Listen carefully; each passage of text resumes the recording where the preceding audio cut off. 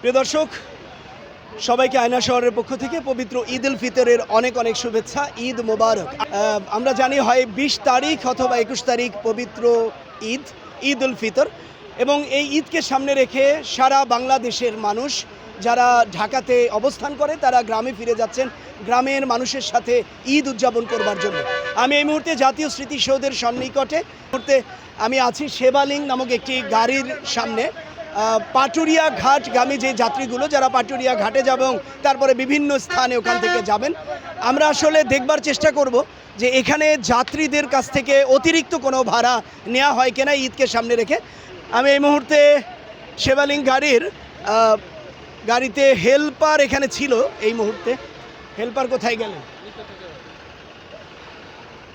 আমি একটু আপনি কোথায় যাচ্ছেন? পাটুরা ঘাট। পাটুরিয়া ঘাট। ভাড়া কত নিচ্ছে? ভাড়া নিচে 150 টাকা। 150 টাকা করে নেবে। 10 টাকা বেশি নিচে। সেক্ষেত্রে তো কোনো অভিযোগ থাকবার কথা না। না না না, এমনি সমস্যা নাই। আচ্ছা, যাই হোক, আমরা আসলে যেই বিষয়টি আমরা জানতে পারলাম সেটা হচ্ছে যাত্রীদের অতটা অসন্তোষ নেই, আগের মতো অতিরিক্ত ভাড়া নিচ্ছেন না। আমরা আরও দু একটা যাত্রীকে যদি দেখানোর চেষ্টা করি।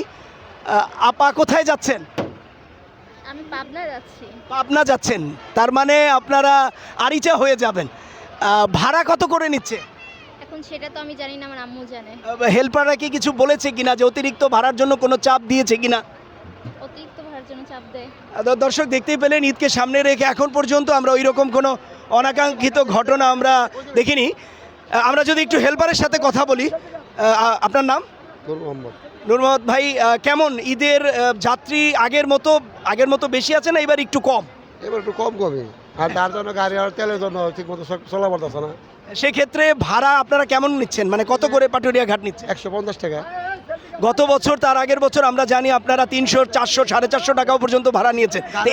এইবার কেন কম নিচ্ছে? গাড়ি ছিল না, গত বছর পুরো করে গাড়ি ছিল না, লোক বেশি ছিল, চাপে পড়ে নিচ্ছে অনেকে। আর যাই হোক, আমরা দেখলাম যে প্রশাসনও খুব সঠিক ভূমিকা পালন করছে। আমরা এই জায়গার যিনি টিআই জুলহাস সাহেব, আমরা তার সাথেও কথা বলবো। প্রিয় দর্শক, সবাইকে আয়না শহরের পক্ষ থেকে পবিত্র ঈদ উল ফিতরের অনেক অনেক শুভেচ্ছা। ঈদ মোবারক। আজ 28তম রমজান, আর মাত্র 2টি রমজান বাকি। আমরা জানি হয় 20 তারিখ অথবা 21 তারিখ পবিত্র ঈদ, ঈদ উল ফিতর, এবং এই ঈদকে সামনে রেখে সারা বাংলাদেশের মানুষ যারা ঢাকাতে অবস্থান করে তারা গ্রামে ফিরে যাচ্ছেন গ্রামের মানুষের সাথে ঈদ উদযাপন করবার জন্য। আমি এই মুহূর্তে জাতীয় স্মৃতিসৌধের সন্নিকটে, যেটি হকার মার্কেট, আপনারা জানেন, ঠিক হকার মার্কেটের ওভারব্রিজের নিচে অবস্থান করছি। এই মুহূর্তে আমি আছি সেবালিং নামক একটি গাড়ির সামনে। পাটুরিয়া ঘাটগামী যে যাত্রীগুলো যারা পাটুরিয়া ঘাটে যাবে এবং তারপরে বিভিন্ন স্থানে ওখান থেকে যাবেন, আমরা আসলে দেখবার চেষ্টা করব যে এখানে যাত্রীদের কাছ থেকে অতিরিক্ত কোনো ভাড়া নেওয়া হয় কিনা ঈদকে সামনে রেখে। সেই জন্য আপনাদেরকে দেখানোর চেষ্টা করব। আমি এই মুহূর্তে সেবালিং গাড়িতে হেল্পার এখানে ছিল। এই মুহূর্তে হেল্পার কোথায় গেলেন? আমি একটু আপনি কোথায় যাচ্ছেন? পাটুরা ঘাট। পাটুরিয়া ঘাট। ভাড়া কত নিচ্ছে? ভাড়া নিচে 150 টাকা। 150 টাকা করে নেবে। 10 টাকা বেশি নিচে। সেক্ষেত্রে তো কোনো অভিযোগ থাকবার কথা না। না না না, এমনি সমস্যা নাই। আচ্ছা, যাই হোক, আমরা আসলে যেই বিষয়টি আমরা জানতে পারলাম সেটা হচ্ছে যাত্রীদের অতটা অসন্তোষ নেই, আগের মতো অতিরিক্ত ভাড়া নিচ্ছেন না। আমরা আরও দু একটা যাত্রীকে যদি দেখানোর চেষ্টা করি। আপা কোথায় যাচ্ছেন?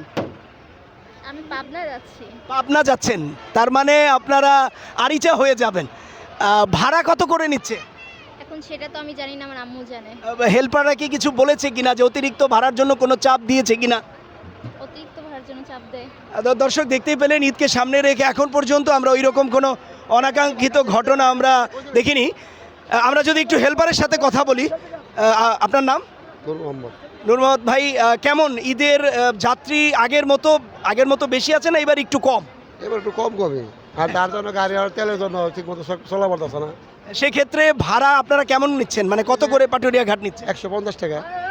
গত বছর তার আগের বছর আমরা জানি আপনারা 300, 400, 450 টাকাও পর্যন্ত ভাড়া নিয়েছে।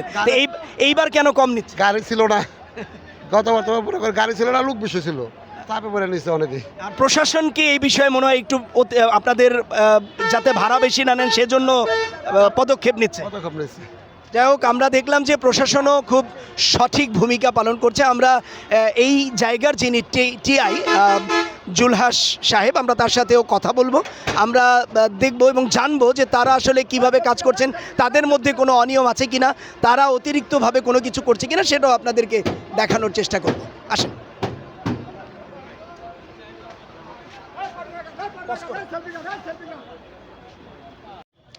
প্রিয় দর্শক, আমি আপনাদেরকে শুরুতেই বলেছিলাম আমরা জাতীয় স্মৃতিসৌধের পাশেই যাত্রীদের ঈদে বাড়ি ফেরা নিয়ে একটি প্রতিবেদন তৈরি করবার চেষ্টা করেছি এবং সেটার একদম শেষ ভাগে আমরা এসে পৌঁছেছি।